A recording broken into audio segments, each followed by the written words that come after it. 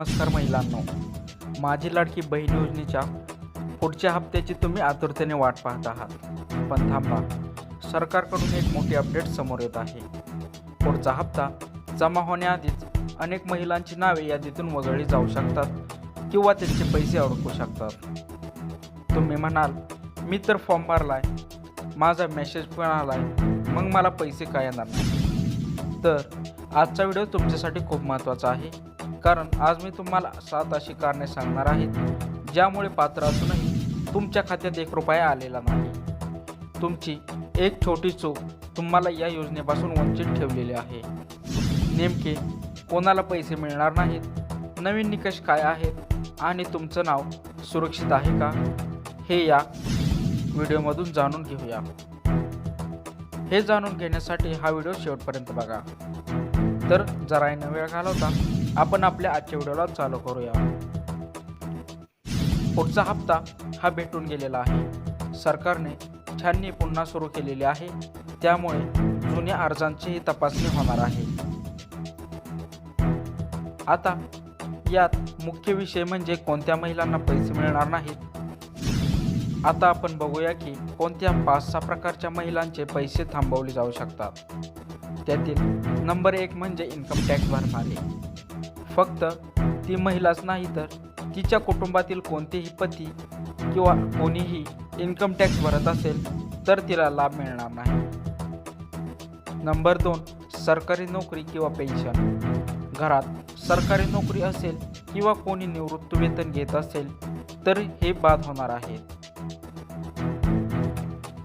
Number 3 जमिनीची अट आणि ट्रॅक्टर.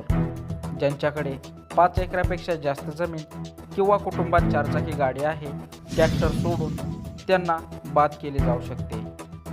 नंबर 4 इतर योजनांचा लाभ घेणारे. जर एखादी महिला संजय गांधी निराधार योजना किंवा इतर कोणत्याही सरकारी योजनेतून दरमहा 1500 रुपये किंवा त्यापेक्षा जास्त रक्कम घेत असेल तर तिला लाडकी बहीण योजनेचा हप्ता मिळणार नाही. नंबर 5 वयोमर्यादा. 21 ते 65 वर्ष वयोगटाच्या बाहेर ज्यांचे वय झाले आहे त्यांचे हप्ते बंद होऊ शकतात. नंबर 4 तांत्रिक कारणे. आता यासाठी मैत्रिणींनो, वरील निकष तर तुम्हाला माहीतच आहे, पण सर्वात मोठे कारण ज्याने लाखो महिलांचे पैसे अडकले आहेत ते म्हणजे बँकेचे प्रॉब्लेम. तर आपण ते पुढे पाहून घेऊ. त्यातील नंबर 1 प्रॉब्लेम म्हणजे आधार सीडिंग. बँक खात्याला आधार लिंक असणे आणि आधार सीडिंग असणे यात फरक आहे हे स्पष्ट करा. त्यानंतर आधार कार्डावरील नाव आणि बँक पासबुकवरील नावात बदल असेल तर पैसे येणार नाही. त्यानंतर जर बँक खात्यात खूप दिवसांपासून व्यवहार झाला नसेल तर खाते बंद पडते आणि हप्ता बाउन्स होतो. आता यावर उपाय काय आहे हे सुद्धा जाणून घेऊ. ज्यांचे पैसे आले नाही त्यांनी काय करावे? अंगणवाडी सेविकांकडे जाऊन चौकशी करा किंवा नारी शक्ती ॲपवर स्टेटस कसे तपासावे हे पहा. आणि नंबर 3 बँकेत जाऊन डीबीटी फॉर्म भरून द्या. तर मित्रांनो, या आहेत प्रमुख चुका आणि निकष. जर तुम्ही या सर्व गोष्टीची पूर्तता करत असाल तर घाबरण्याचे कारण नाही. तुमचे पैसे नक्की येतील.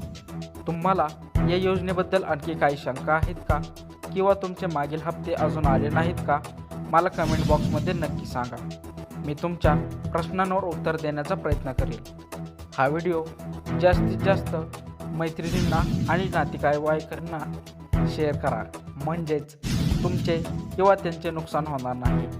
भेटूया पुढच्या व्हिडिओमध्ये. तोपर्यंत काळजी घ्या. धन्यवाद.